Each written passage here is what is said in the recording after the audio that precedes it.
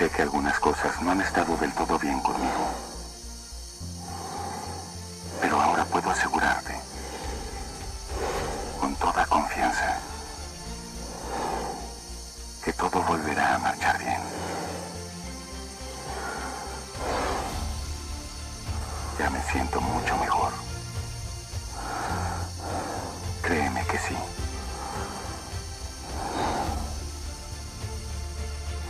Escúchate. La inteligencia artificial va más allá de ser simplemente una herramienta o una aplicación.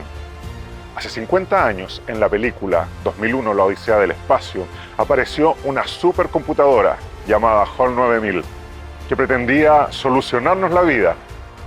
En ese instante creímos que era ciencia ficción. Hoy sabemos que era una profecía. La IA es una realidad que llegó para quedarse y que con la ayuda de nuestros expertos la exploraremos en profundidad para saber qué es lo nuevo que nos traen y cuáles son las consecuencias de su uso en el día a día. ¿Qué consideramos que algo sea inteligente o qué implica que algo sea creativo? Estas preguntas nos conducirán con nuestros invitados a descubrir cuál es la mejor manera de utilizar la inteligencia artificial para nuestros estudios, para nuestro trabajo, para nuestro día a día. Acompáñanos en esta conversación. La Ciencia que se Comunica, un podcast de la Pontificia Universidad Católica de Chile, conducido por Elieta Ángel y Ricardo Salazar. Investigación universitaria que aporta a los desafíos del país. Hola, mi nombre es Eliet Ángel, soy periodista científica y los acompañaré en la conducción de este programa junto a Ricardo. Muchas gracias, Eli. Soy Ricardo Salazar González, soy doctor en química y además soy actor. Y en este capítulo vamos a abordar qué es lo inteligente, qué es lo artificial y qué es lo creativo de la inteligencia artificial. Y para eso obviamente tenemos grandes invitados para este primer capítulo de La Ciencia que se Comunica. Junto a nosotros se encuentran José Ragas y Rodrigo Cádiz, ambos conocedores en muy distintos ámbitos sobre este tema que vamos a abordar hoy día.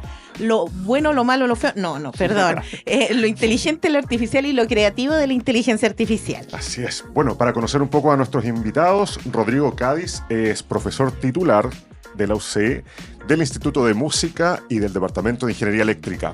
Tiene un PhD de la Northwestern University, es compositor musical e ingeniero civil industrial. José Ragas es profesor asistente del Instituto de Historia y posee un doctorado de la Universidad de California, Davis.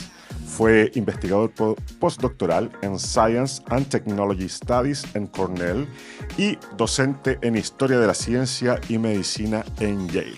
Les damos la cordial bienvenida y por supuesto las gracias por estar aquí el día de nosotros. ¿Cómo se encuentran? ¿Cómo están? Muy bien, muchas gracias por la invitación. Bien, muy contento de estar acá. Bienvenidos. Bienvenidos. Muy bien, entonces partamos con la entrevista a este primer capítulo de La Ciencia que se Comunica.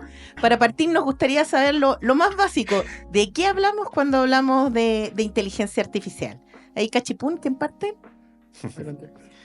Ya, a ver, sí, es una buena pregunta, porque típicamente la gente asocia inteligencia artificial con, no sé, yo veo las noticias cuando dicen estas tonteras como la inteligencia artificial predice quién va a ganar el campeonato de fútbol o predice quién va a ganar las elecciones, como si hubiera una inteligencia artificial.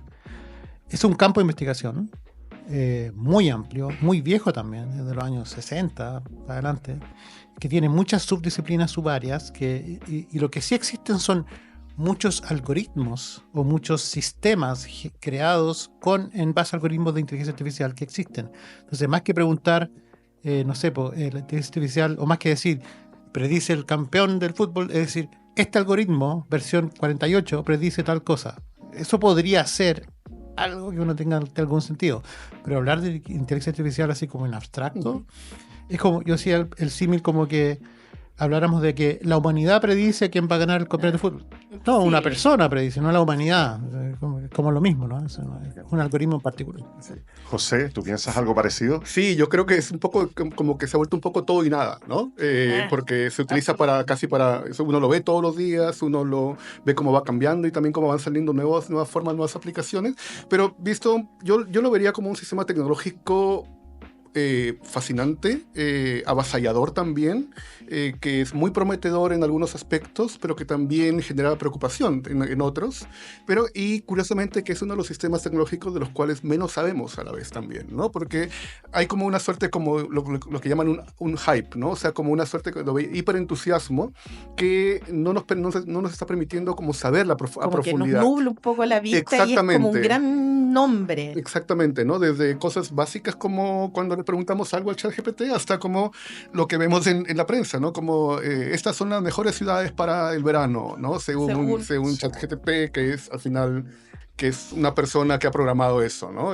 Pero se le está dando como una suerte de aura que creo que precisamente una conversación como esta nos permite como desmitificarla y también entrar más en profundidad. Y justamente como mencionabas a ChatGPT, y creo que la gente rápidamente lo asocia cuando hablamos de inteligencia artificial. ¿Tienen otros ejemplos que nos puedan dar de este tipo de instrumentos de inteligencia artificial? Hay muchísimos. Sí. Sí, yo en particular hago modelos que hacen música, por ejemplo, o que hacen ideas musicales. Y son modelos que la gente no conoce, no tiene idea que existen, ¿no? O quizás ve alguna página web que hace algo y asume que... Pero quiero hacer una precisión, porque tú dijiste algo que un programador hizo. Eso no es tan así en la inteligencia artificial o los algoritmos que existen hoy día. No existe un programador que la programe. Son algoritmos que se entrenan, que es distinto. El paradigma cambió de la programación tradicional, donde hay un ser humano que escribe código y la máquina hace algo. No es tan así hoy. Hoy uno le enseña datos y echa a andar un algoritmo que minimiza una función de costo y uno lo entiende como aprendizaje, pero no hay tal programación del parte del humano. Es como... es un cambio que quizás podríamos precisar o hablar de eso. Esos son como estas redes neuronales que tú vas entrenando, en tu caso este programa, por ejemplo, con composiciones musicales y lo vas alimentando con lo que tú has compuesto previamente. Bueno, depende de cada modelo, etcétera, pero en general yo diría que no es que yo le enseñe nada a la red, nada de reglas, de normas, de protocolos. Como cuando uno usa un programa, uno como estructura un pensamiento en un software. Aquí no, la red aprendió de los datos, ¿no? Esa es la gran novedad quizás que tienen estos algoritmos. Sí, te veo ahí un poco titubeando. Sí, justamente porque no hay, como decías, no hay una sola IA, ¿no? Sino que son varios sistemas, son varias funciones, y además también porque como toda tecnología se va adaptando a nivel de los usuarios y los usuarios van encontrando formas nuevas de programarlo, reprogramarlo y también de incluso utilizarlo con propósitos para los cuales ni siquiera estaban pensadas originalmente, ¿no? Entonces, claro, es cierto que los algoritmos se van autorreproduciendo y van entrenándose o lo que van acumulando, que es un poco lo que además dice Yuval Noah Harari también, ¿no? Que es la parte más peligrosa de la IA, que es esta tecnología que puede, digamos, de alguna manera alimentarse o digamos, generar, pero también la cuestión es que creo que si lo llamamos mucho a nivel de algoritmos o también de digamos, entrenamiento o lo que fuere, creo que dejamos también el componente humano detrás, ¿no? Entonces, eso me parece que justamente hay que tratar también de restaurarlo para entender que no es un elemento externo, no es un elemento, digamos, que es autónomo en toda su capacidad, sino que también responde a una serie de condicionantes que están enraizados en la sociedad. Y en ese sentido, ¿cómo nos estamos haciendo cargo de ese componente humano? Ya en esta altura del partido no sé preguntar en la inteligencia artificial o en las inteligencias artificiales. No sé, es una pregunta... Es difícil. No sé, yo quizás mi mirada es demasiado ingenieril y técnica y estos modelos para mí no tienen nada de misterioso, ni nada de mágico, ni peligroso, ni son...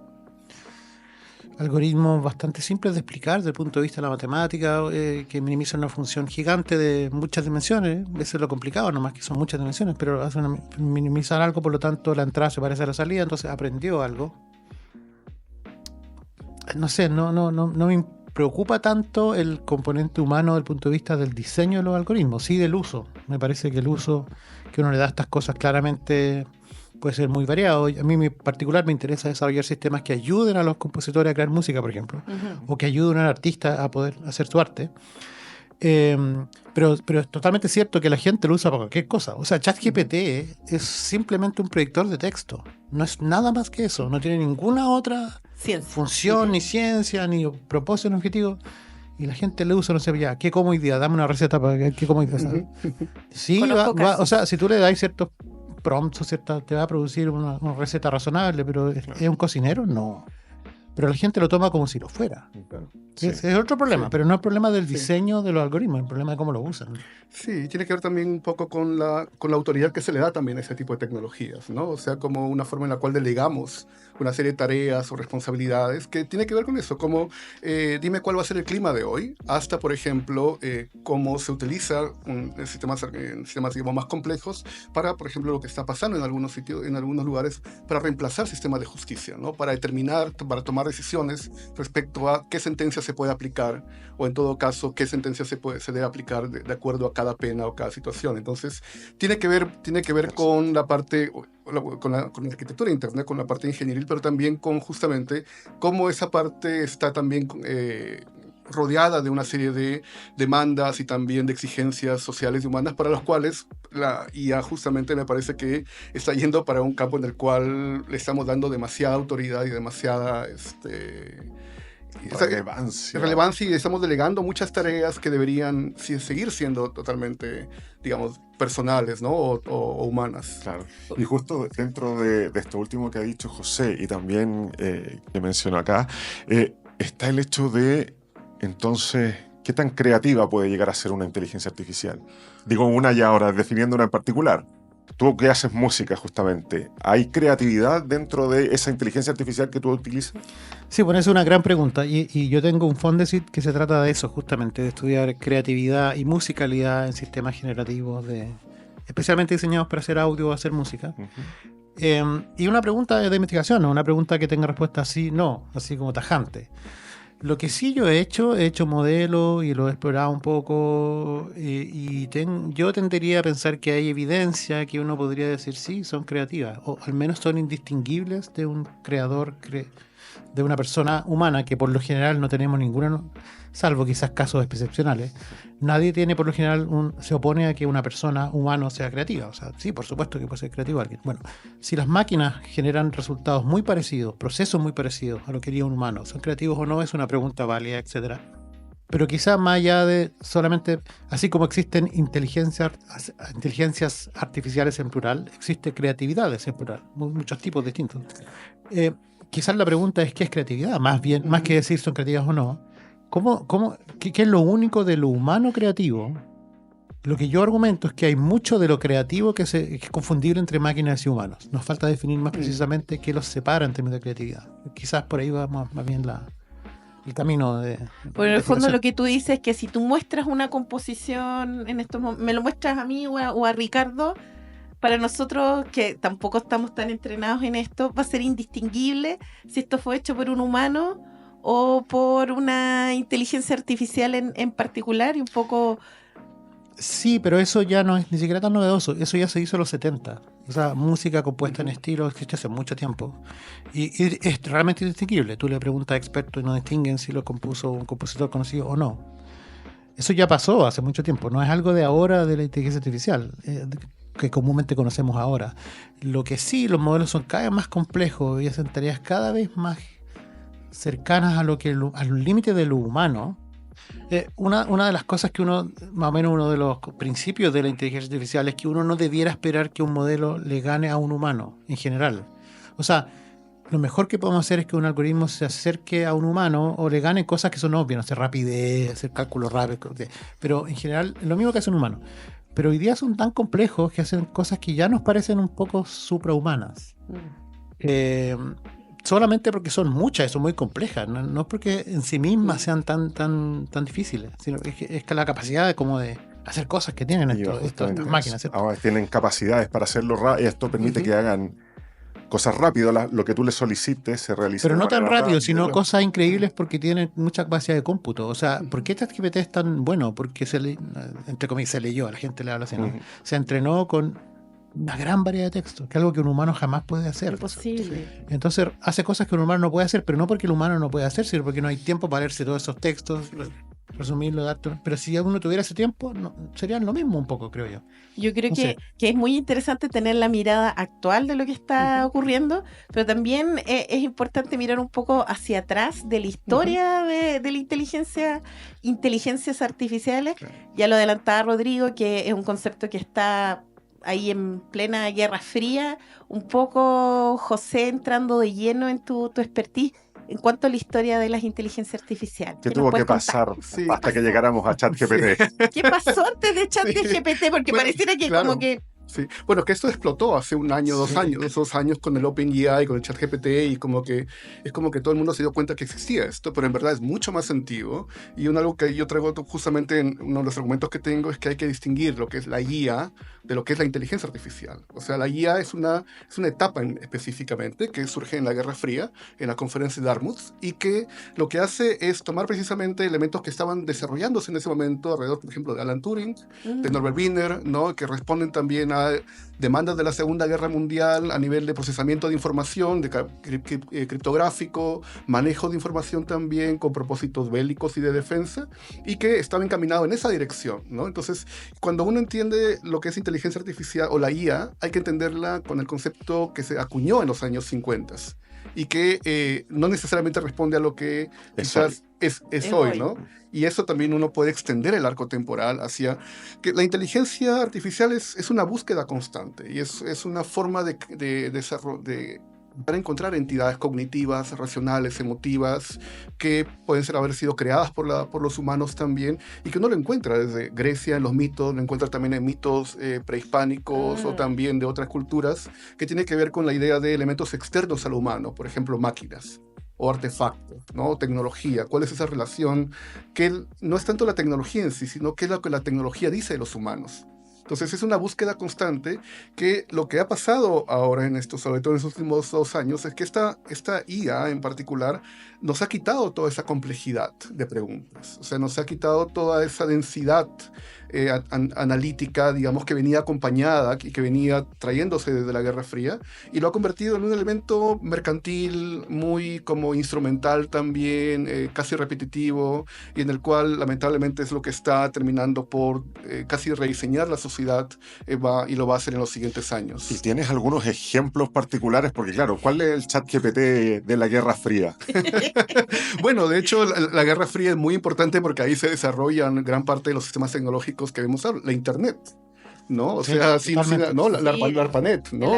El ARPANET, y eso nace justamente como un sistema de prevención de ataque en la guerra. O sea, cómo crear nodos que no dependan de un centro, sino que puedan estar conectados entre sí y que puedan funcionar si uno de los nodos es destruido o deja de funcionar. Entonces, y eso pasa después al ámbito civil, que es lo que nos permite ahora poder transmitir precisamente este tipo de información. Entonces, eso después el GPS también, por ejemplo, también surge como una respuesta a problemas de la Guerra Fría, también de los 80s, o de comunicación o de evitar también, digamos, en cuanto a aviación comercial. Entonces, hay una serie una de las cosas, así como, por ejemplo, tú lo ves desde la música, yo lo veo más desde la parte de tecnología e historia, es cómo devolver a estas tecnologías que parecen abstractas dentro de contextos y campos específicos a nivel de conexión y creatividad humana, ¿no? Y qué es lo que nos dice sobre nosotros también este tipo de tecnologías. Y le hicimos la pregunta a Rodrigo, pero no se la hemos hecho a José. ¿Tú opinas que la inteligencia artificial es creativa o no? No. Yo creo que puede ser original en el sentido que produce algo diferente al humano, así como lo puede producir, por ejemplo, un niño o un animal o algún elemento no humano. Más bien creo que es anticreativa. Creo que lo que hace es quitarle el elemento humano creativo, ¿no? Y lo que hace es reproducir de manera mecánica algo automático, por ejemplo, ¿no? Sin que con los prompts o con lo que ha pasado con la IA generativa. Y me parece que eso es complicado, porque uno ve... y eso lo hemos visto ahora, por ejemplo, en la campaña que ha terminado en Estados Unidos con la propaganda política, ¿no? De cómo puede crear una serie de elementos, como tú decías, que pueden ser parecidos a los hechos por una persona, pero que no lo son, y que puede terminar confundiendo precisamente que si ha sido hecho por no, y que a la gente no le interesa tener el resultado final para que pueda circular y para que se pueda reproducir, ¿no? Entonces, creo que es un debate bien interesante por ahí. Rodrigo, No, yo no estoy de acuerdo. Me encanta eso.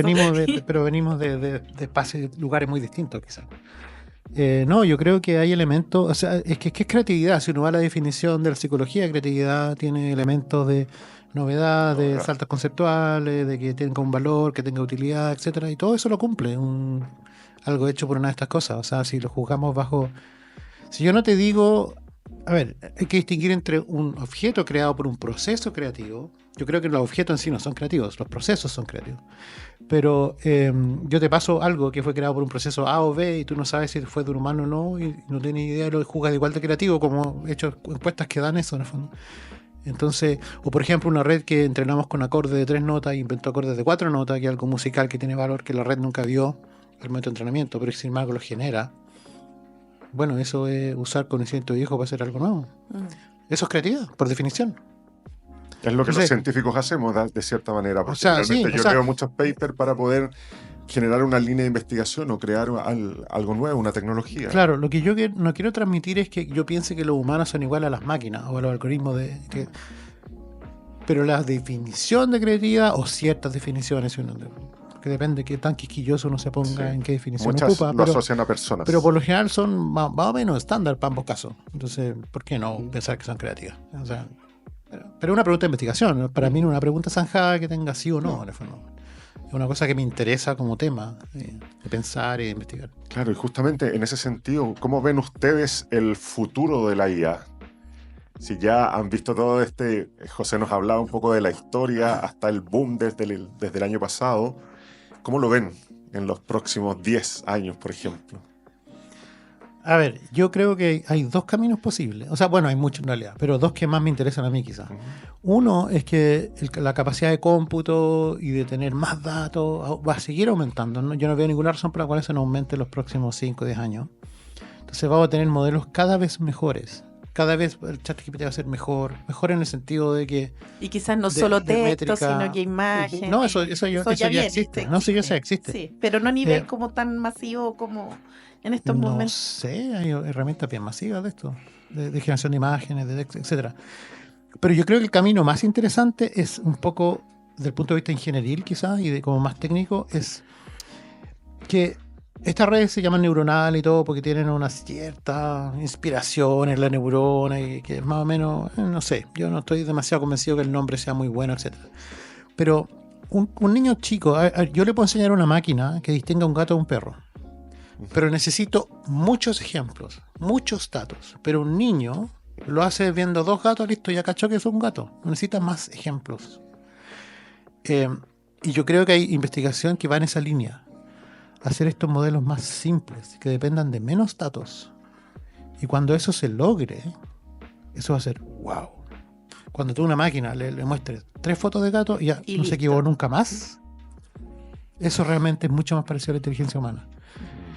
Y yo creo que eso es posible. Yo creo que nos falta la investigación, el desarrollo para eso. Y como el ser humano es como matemos todo con un martillo hasta y nos damos cuenta que en realidad vamos a hacer con un dedo nomás, ¿sí? Presionando algo. Y cuando nos demos cuenta de eso y cómo funciona eso, va a ser increíble.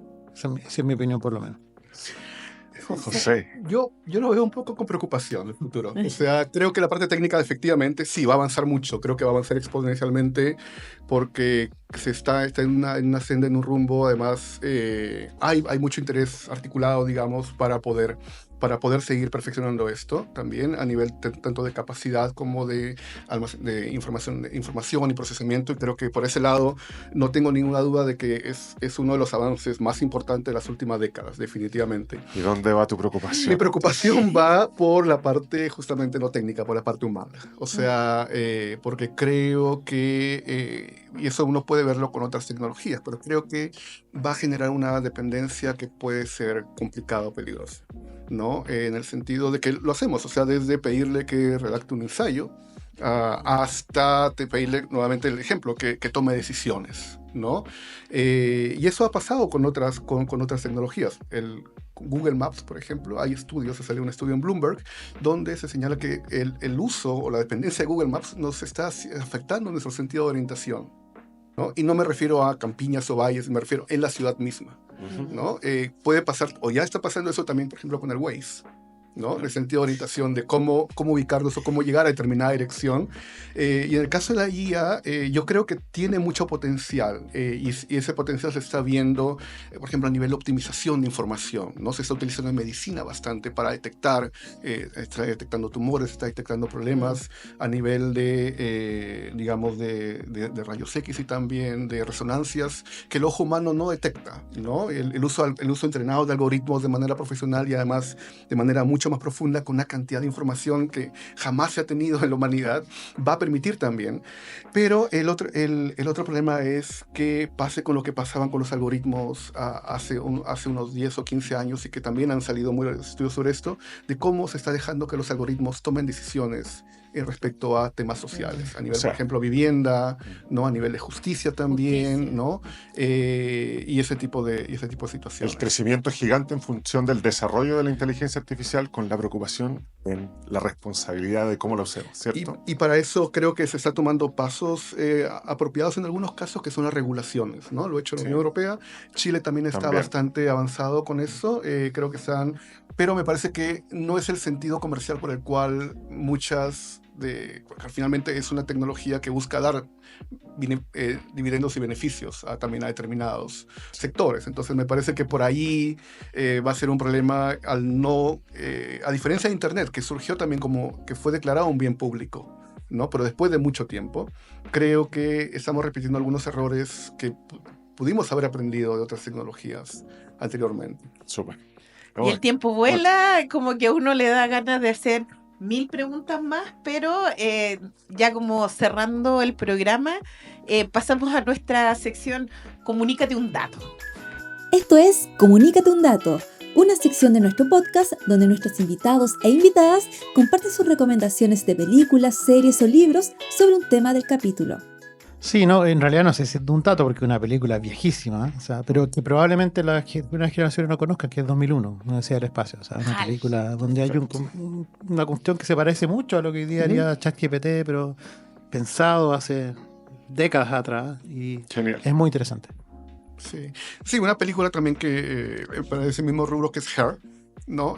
Y que también justamente habla sobre algo que es un poco como Black Mirror, ¿no? Que uno pensaba que era ciencia ficción y ahora son casi documentales, ¿no? Porque son cosas que están pasando ahora, y en el caso de Her es esta interacción que también está ocurriendo ahora con chatbots, que han habido noticias de no sé si entraron, de un chatbot que aparentemente indujo a que un adolescente se quitara la vida, un chatbot, digamos. El año pasado, y está el proceso legal, o en el verano, creo que ocurrió. Entonces, y está Her puede ser legal. Esa, y a nivel de libro, uno que se tradujo acá por el Fondo de Cultura en Chile, que es de Kate Crawford, que es sobre el Atlas de la inteligencia artificial, que ella tiene una fórmula que encaja con lo que hemos conversado ahora, que es la que la IA no es ni inteligente ni artificial, ¿no? Entonces, yo también tengo un dato, que es una película de Netflix que se llama Ex Machina, que también es muy interesante para revisar. Sí. Bueno, les agradecemos por haber venido el día de hoy. Súper interesante la conversación, ¿no? Podríamos seguir mucho rato más. Sí, así que muchísimas gracias, Rodrigo, muchísimas gracias, José. Y este es nuestro primer capítulo de La Ciencia que se Comunica. Nos vemos. Muchas gracias por la invitación. Gracias por la invitación, un gusto. Esto fue La Ciencia que se Comunica, una iniciativa de la Pontificia Universidad Católica de Chile, coproducida por las Vicerrectorías de Comunicaciones y de Investigación y Posgrado, junto a Kilómetro Cero Podcast de la Facultad de Comunicaciones. Este podcast cuenta con el apoyo de la Facultad de Química y de la Dirección de Investigación a través de Científica. La Ciencia que se Comunica, con la conducción de Elieta Ángel y Ricardo Salazar.